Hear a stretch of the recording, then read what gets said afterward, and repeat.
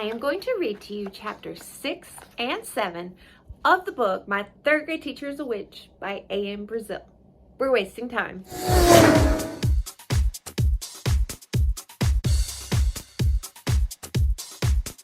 Hello, hotties, and Merry Christmas Eve. It is December 24th, 2022, and I hope everybody is celebrating Christmas the way they want to. And if you don't celebrate Christmas, that's cool too. So, with that said, I'm going to read to you a chapter in this book. If you have not heard the previous chapters 1 through 5, I have created a playlist so you can get caught up before you listen to chapter 6. Also, if you hear noise in the background, I was trying to get some privacy from my cats, and she's determined to get in here. So if you hear the little, that's her. So we're just going to ignore her because she's spoiled and we don't need to give her her way all the time. Anyway, please stick around to the very end so I can show you one of my fabulous Christmas presents I received from my husband and son. So let's get into the book. I'm ready if you are. So just a quick recap. Ashton was being bullied by another student, and the other student was very slick about it. So every time he would tell the teacher wouldn't believe him, and the teacher was getting mad at him. So chapter 6 is called Mr. Bailey's Office. I did not talk to anyone at lunch. I gave my lunch to Michael and Laderick. I noticed Miss Opal with her class. I could not help but notice that Miss Opal was eating sliced cucumbers, strawberries, and crackers. What a weird lunch. She must be some sort of health nut. Miss Opal looked up and saw that I was looking at her. She immediately had a concerned look on her face. What was that look for? I decided to look away from her. When I did, she looked away too. We lined up to go to recess. I was happy that I could play with my friends and forget about Frank. When we reached the playground, I raced for the swings. Richard and Alex joined me. I bet I can swing higher than you, Richard challenged. I bet you can't, Alex called back. I'm going to beat both of you, I sang. The three of us hopped on the swings and began to move back and forth. We were all swinging high, and it seemed to be a tie at this point. The breeze felt good against my hot cheeks. I bet I can jump further than you, Alex yelled. No, you cannot, I laughed. You will have to beat me, Richard grinned. On 3, I start. 1, 2, 3. We all count together before leaping out of the swings. Alex was the winner. I was barely second, and Richard was last. No fair, your legs are longer, Richard giggled. That's not my fault, Alex danced. It is your mama's fault, I played. No, it's your mama's fault that you're a stupid crybaby. Frank appeared out of nowhere and yelled. Okay, that's it. You can throw things at me, you can push me down, but you cannot talk about my mama, I screamed. I raced over to Frank and shoved him hard. He shoved me back. I shoved him again before Miss Palmer, the recess teacher, broke us up. What is your problem? Miss Palmer screamed. He started pushing me, Frank told her. He was talking about my mom, I explained. So you started the pushing first, Ashton, Miss Palmer questioned. He pushed me down at lunch, I told her. I am talking about right now, Miss Palmer said. Yes, ma'am, I told her honestly. Jamila, escort Ashton to the principal's office. Helena, go get me a write-up slip, Miss Palmer ordered. Jamila and I walked to the office in silence. I had my head down the whole time. How much longer could I hold back these tears? I had been fighting it all day. When we reached the office, I sat on the bench to await my sentence from Principal Bailey. I am already in trouble. Maybe I cannot be good. I try, but it is not working. Tears start to form in my eyes. Please go away, I ordered. Why did Frank have to talk about my mama? Everyone in my class knew she passed away 2 years ago. That should not be allowed. People should not be allowed to talk about people's moms. I can barely remember what she looked like. She was blonde like me. She had green eyes like me. She had freckles on her nose and cheeks like me. I wish I could remember her better. Helena entered the doors by where I was seated. She had a form in her hand. That must be my write-up slip. She gave me an I feel sorry for you look. She knocked on the principal's door. He answered and she handed him the paper. Thank you, ma'am, Principal Bailey said to Helena. Helena nodded at the principal before she scooted away. Her long blonde hair swayed side to side with each stride she took. Before I knew it, she was gone. "Mr. Breeze, I will see you now," Principal Bailey ordered. I stood and walked as slowly as I could to his office. He was a really tall man. He was taller than my dad, and that is tall. My dad is 6 feet 4 inches, and Principal Bailey is much taller. I finally made it into Principal Bailey's office. I had a seat in one of his fancy chairs.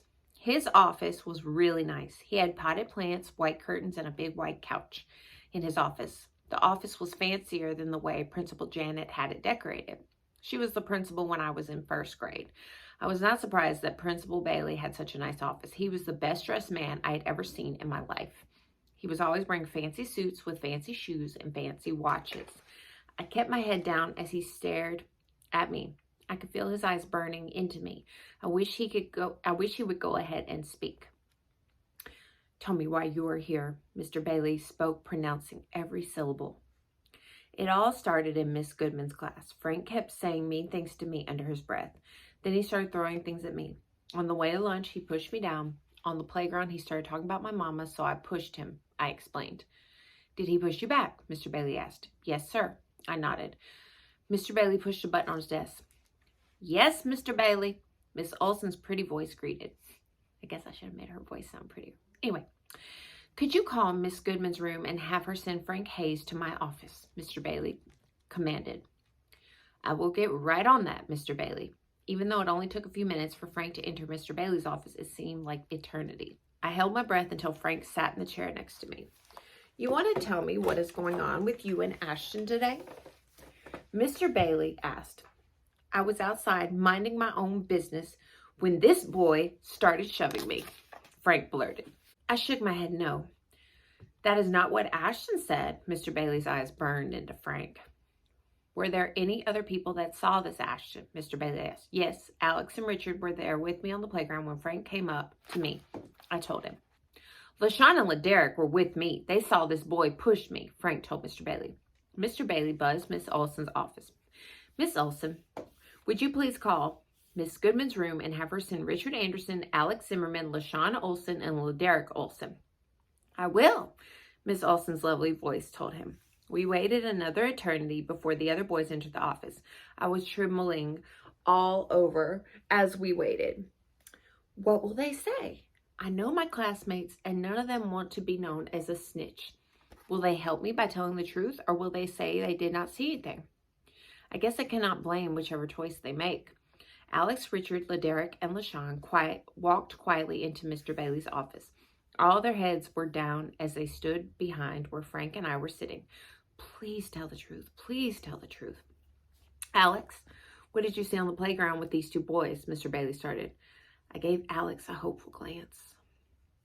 Me, Ashton, and Richard were playing on the swings. We got off the swings when Frank came over and started talking about Ashton's mom. Ashton got mad and started pushing Frank. Frank then started pushing him back, Alex informed. "Thank you, Jesus."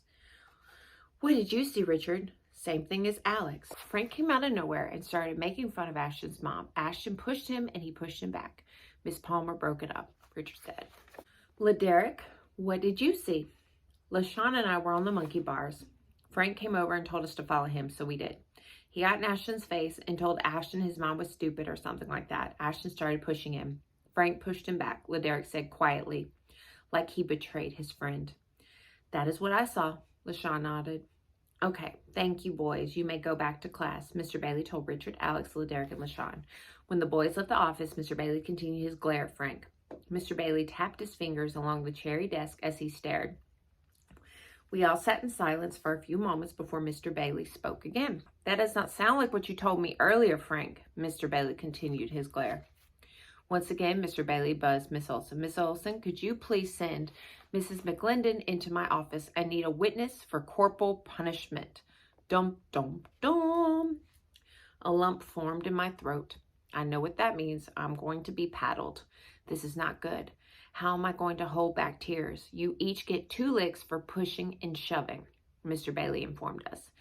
Miss McClendon emerged into the office. She's really pretty. She dresses like the woman version of Mr. Bailey. I don't want to I don't want her to see me get paddled. I hope he makes it quick. You first, Frank, Mr. Bailey ordered. Touch your toes, son.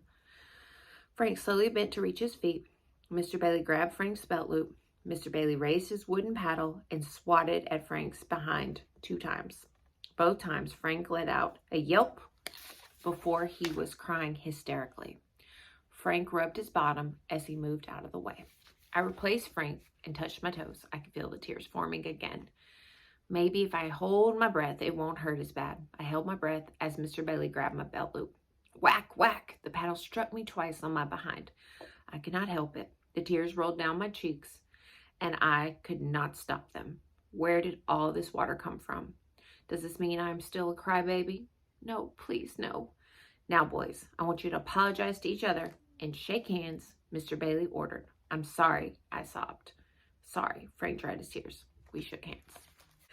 I would like to add a disclaimer that corporal punishment, you don't really hear of it being used anywhere, but I know that in South Mississippi, when this book was written, this was the old school way of handling things. I don't condone it now, but I have paddled children in the past. Not very hard. I wasn't good at it. It felt wrong to paddle another person's child. Although the kids that were paddled had consent, we had consent. I just thought I should put that out there. And keep in mind, this book was written a long time ago. Let's read chapter 7. It's called Witches. By the time we left the office, it was time to be in Miss Opal's classroom. I was relieved. She did not allow her students to be mean to each other. I knew I would have peace in her classroom. I walked 3 feet ahead of Frank on the way to Miss Opal's room. I was not watching where I was going, and I almost tripped over a stray dog. Frank giggled as he passed me quickly. I stopped to pet the dog. She looked like a German Shepherd, but she was pure white. I have seen this dog around school several times. I wonder if she has a home. She sure is pretty. Hey, girl, I said sweetly to the dog. I continued to pet her before I darted off to class. I felt better about petting that dog. I wish I could pet Jedi. He would have made me feel better too. I entered Miss Opal's room. She motioned for me to come to her. I shyly walked over to her. She grabbed my chin and lifted it so I would look her in the eye. Frank told me that you did not come straight here. He told me you stopped to pet a dog instead of hurrying up to my room. Is that true? Miss Opal whispered. I put my head down. I thought the urge to cry was out of my system because of all the crying I did earlier. I was wrong. I felt my eyes fill with tears before I pushed them back. Yes, ma'am. I stopped to pet a dog, I admitted. Her hazel eyes softened. Go to the restroom and wash your hands. I nodded and did what she said. When I returned to the room, I sat at my desk. Jack glared at me. Did he paddle you? Jack whispered. I nodded and he laughed. What a jerk. All right, boys and girls, I want you to put down what you're doing and look at me, Miss Opal instructed. We all did what we were told. She stood before us. She gave us a slight smile before she spoke. She snapped her fingers, and a black top hat appeared, the kind magicians use. This hat holds all of your names. I will have a drawing every month for students that have excellent behavior in my classroom. I did not include the first week of school since we were just starting to get to know each other.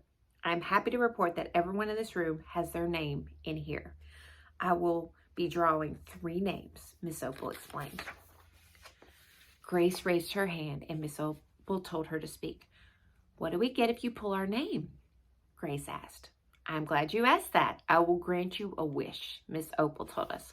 The tone of the room changed. We were anxious and excited to see which name she would draw. I hope she draws my name. Please draw my name. The first name is, Miss Opal buried her hand in the bottom of the hat as she fished out the first name. The first winner is Daisy Keys. Daisy, what is your wish? We all leaned forward. We all wanted to know what she would wish for. I cannot wait to see this. I wish my house was clean, Daisy told Miss Opal. I can do that. Miss Opal smiled. Miss Opal snapped her fingers and her chalkboard turned into an enormous television screen. This screen showed the inside of a really messy house. It showed several split screens to show all the rooms in the bedroom house. That's my house, Daisy shrieked. Miss Opal snapped her fingers again and the house quickly became clean, neat, and organized. All of my classmates and I could not believe what we just saw. Miss Opal seemed pleased with herself, and Daisy was elated. Daisy jumped out of her desk and hugged Miss Opal's hips. Miss Opal patted Daisy's braids. Miss Opal is amazing. Maybe she really is a witch. How else would you be able to do that from this far away? I do not get it. It does not seem possible.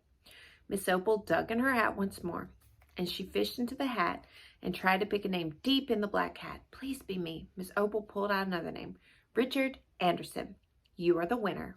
What will you wish for? Miss Opal announced. I wish I had better handwriting. Richard told her. Why would he waste a wish on that? How is Miss Opal going to pull this off? Richard has horrible handwriting. This I have got to see. Miss Opal touched his hand and snapped her fingers. Richard stretched his hand like he was really trying to try it out. Miss Opal handed Richard a marker and instructed him to write his name on the whiteboard. He wrote his name so beautifully, it looked like an adult woman's handwriting. That is so sexist. Sorry, men. Sorry, gentlemen. I know y'all have beautiful handwriting, too.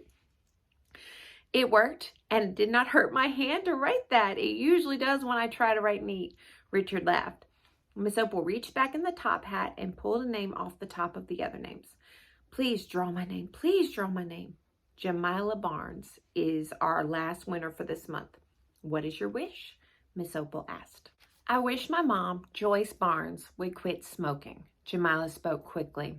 Once again, the television on the black screen showed a woman smoking a cigarette. The vision even showed the inside of her slender body. We were able to see how black her lungs were from the years of smoking. Miss Opal snapped her fingers once more. The woman, Joyce, took one last puff off of her cigarette. A disgusted look spread across her face as she started coughing violently. The more she coughed, the pinker her lungs appeared, until her lungs were pinker than Valentine's Day. Once Jamila's mom quit coughing, she threw the cigarette to the ground. Joyce pulled a cigarette pack out of her pocket and threw it to the ground. Joyce then smashed the pack with her foot. The television screen faded to black before it disappeared off the blackboard. Tears rolled down Jamila's pretty cheeks as she smiled. Jamila stood and hugged Miss Opal's hips. Miss Opal rubbed Jamila's back as the little girl sobbed. That is a much better wish than what I would have chosen. I would have wished for a new bike. I'm glad Jamila's name got drawn instead of mine.